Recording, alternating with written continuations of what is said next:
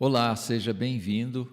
Estamos dialogando com o livro Firme Seus Valores, de Charles Swindoll.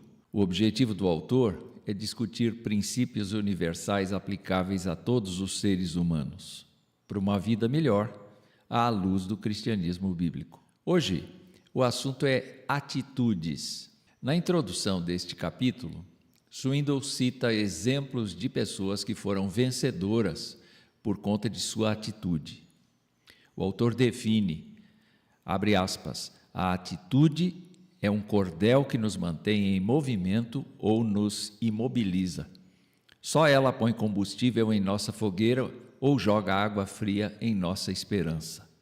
Fecha aspas. Swindoll constata que as pessoas gastam muita energia em se preocupar com coisas inevitáveis, como a passagem do tempo, a reação dos outros e suas críticas, a lentidão do trânsito e as filas de espera, o preço dos alimentos, o resultado dos exames médicos e muito mais. Não que não devamos nos preocupar com essas coisas, mas tudo isto está além do nosso controle e pode interferir em nossas atitudes, fazendo com que a nossa vida seja pesada demais. A Bíblia apresenta muitos exemplos de atitudes. Entretanto, Jesus Cristo foi quem mais evidenciou atitudes.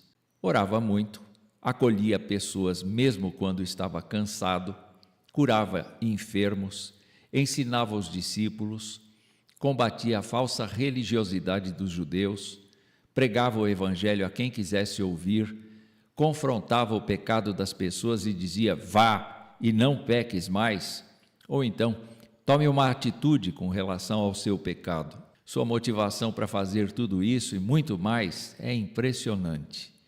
Ele disse certa vez, todo aquele que o Pai me dá, esse virá a mim, e o que vem a mim, de modo nenhum o lançarei fora, porque eu desci do céu, não para fazer a minha própria vontade, mas a vontade daquele que me enviou. E a vontade de quem me enviou é esta, que eu não perca nenhum de todos os que ele me deu. Pelo contrário, eu o ressuscitarei no último dia. Isso está em João 6, de 37 a 39. A razão para que Jesus trabalhasse tanto até ser morto era deliberada, fazer a vontade do Pai. Dessa atitude de amor pelo Pai e misericórdia do ser humano caído, em detrimento de si mesmo, emanaram-se as várias atitudes que eu mencionei agora há pouco. O apóstolo Paulo também, antes de sua conversão a Cristo, já era uma pessoa cheia de atitudes. Ele era estudioso e superava os de sua idade no conhecimento da lei mosaica e das tradições, mas se opunha a Cristo e militava na perseguição feroz à igreja de Cristo, até que se encontrou com Jesus e tudo mudou em sua vida. As atitudes de Paulo continuaram existindo, só que agora a favor de Cristo e da igreja. Podemos perceber por suas cartas como ele insiste não apenas na fé cristã de seus leitores e na perseverança de continuarem crendo em Cristo, mas também cobra atitudes cristãs que deixem o testemunho cristão evidente a todos. Swindoll reflete sobre a carta de Paulo aos Filipenses, pequena igreja da Macedônia, onde tudo vai bem, exceto por alguns pequenos problemas de relacionamento. Que atitudes desejáveis Paulo visualiza? Primeiro, humildade altruísta. Ele diz, não façam nada por interesse pessoal ou vaidade, mas por humildade, cada um considerando os outros superiores a si mesmo, não tendo em vista somente os seus próprios interesses, mas também os dos outros. Capítulo 2, versos 3 e 4. Paulo ensina a mentalidade de serviço altruísta. Prevalece a necessidade do outro e não a nossa pessoal, sempre que for necessário. Em segundo lugar, edificação. Ele diz, façam tudo sem murmurações nem discussões, para que sejam irrepreensíveis e puros, filhos de Deus inculpáveis, no meio de uma geração pervertida e corrupta, na qual vocês brilham como luzeiros no mundo. Capítulo 2, versos 14 e 15. Isto significa viver e falar de modo a construir relações e não destruí-las por conta de murmuração, discussão ou ofensa. Se estamos acostumados a achincalhar, encontremos algo de bom para falar a respeito do outro. Em terceiro lugar, alegria e moderação. Ele diz: alegrem-se sempre no Senhor. Outra vez digo, alegrem-se, que a moderação de vocês seja conhecida por todos. Perto está o Senhor. Capítulo 4, versos 4 e 5. A motivação para a alegria pessoal não será vencer a concorrência, ganhar a competição, divertir-se sobre o outro, etc., mas terá a alegria de perceber o que Deus tem feito e tem dado à sua própria vida. E uma alegria dessa natureza leva a uma comemoração moderada, que não atrai para si os holofotes, mas distribui gentileza e reconhecimento.